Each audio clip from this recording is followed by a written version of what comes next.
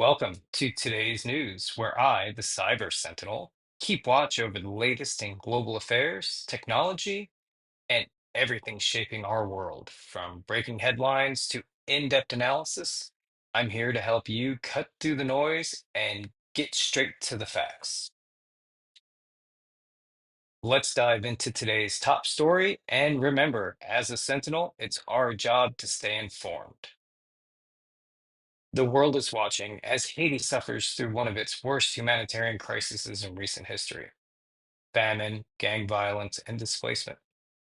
The U.S. has responded by sending aid, but have our immigration policies opened up the door for criminals to take advantage? Today, we'll uncover not only the growing crisis in Haiti, but also how loopholes in the U.S. asylum system are being exploited, leading to a surge in unauthorized entries, including individuals from Venezuela who pose a risk to national security. Haiti's in a state of collapse.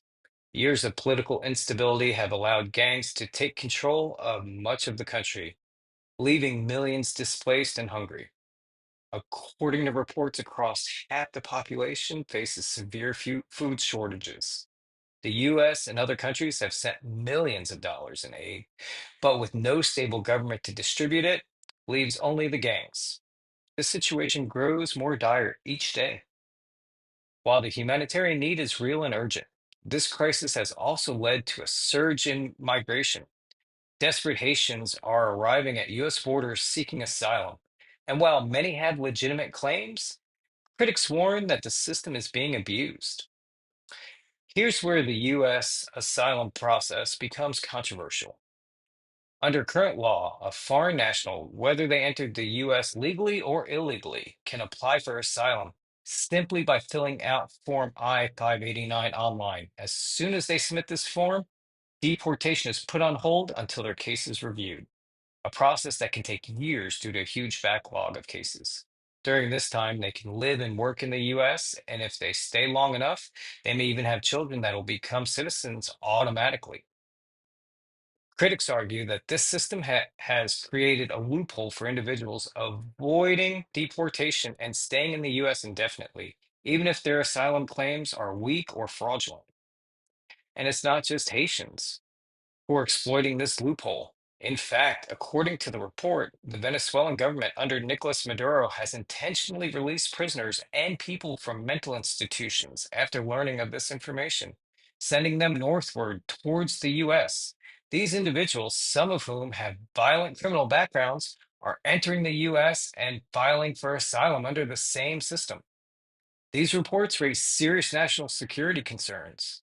The question is, are we creating an unintended gateway for criminals to enter the US legally?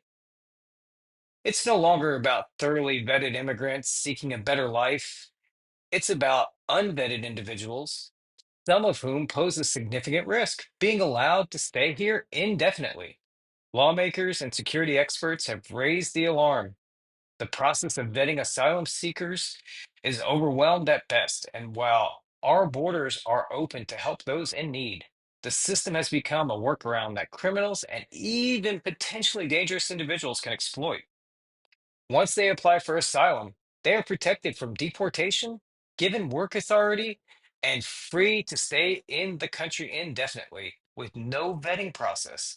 The days of carefully checking who is coming into the US before they arrive are over. This influx includes not just Haitian nationals, but also Venezuelans released from prison and mental institutions with no proper screening. Is this what our immigration policy was meant for? As a country, we face a choice. Do we continue to allow this loophole in our asylum system to remain unchecked, risking the security of our borders? Or do we reform immigration to prioritize both humanitarian aid and national security? I want to hear your thoughts. Should the U.S. tighten its borders and close their loophole? Or should we continue to offer asylum even if it may be abused? Leave your comments below and don't forget, like, share, and subscribe.